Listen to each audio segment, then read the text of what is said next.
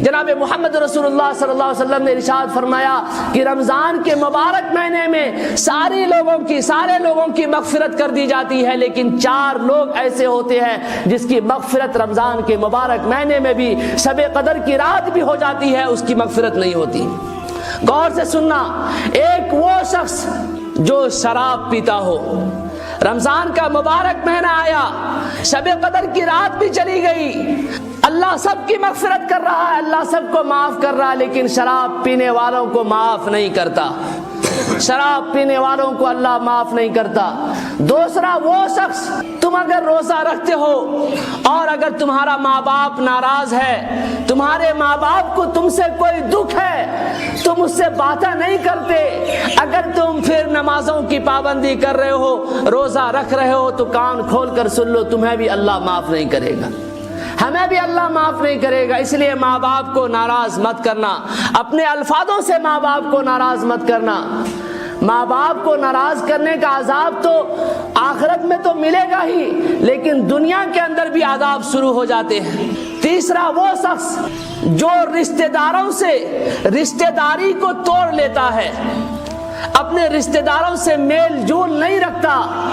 اپنے بھائی بہنوں سے میل جول نہیں رکھتا، باتوں کو بند کر کے رشتے کو ختم کر لیا، پھوپھی سے رشتہ ختم کر لیا، خالہ سے رشتہ ختم کر لیا، بھائی نے بہن سے رشتہ ختم کر لیا۔ ایسے رشتہ توڑنے والے شخص کی بھی اللہ رمضان کے مبارک مہینے میں سب کی معافی تلافی کرتے ہیں، لیکن ایسے لوگوں کی معافی نہیں کرتے،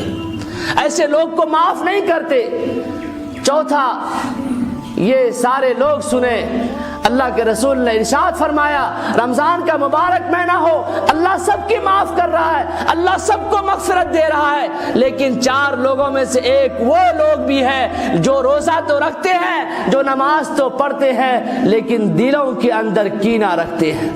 یہ میری بات نہیں ہے میرے بھائیوں، یہ جناب محمد رسول اللہ صلی اللہ علیہ وسلم کا فرمان ہے۔ میری کیا مجال کہ میں تمہیں کوئی نیا مسئلہ بتا دوں۔ اللہ کے رسول نے ارشاد فرمایا، چوتھا وہ شخص جو دلوں کے اندر کینہ رکھتا ہے، جو دلوں کے اندر حسد رکھتا ہے، ارے رمضان کا مبارک مہینہ آیا، اس مبارک مہینے کی برکت سے ہم تو آپس میں مل جل جاتے، آپس کے اندر محبت پیدا ہو جاتی، آپس میں جو تناؤ تھا، آپس میں جو نفرت تھی، وہ نفرت مٹ جاتی، لیکن حال تو الٹا ہو جاتا ہے کہ رمضان کا مبارک مہینہ آتا ہے اور اس بھوک کی حالت میں ہم اور نفرت کے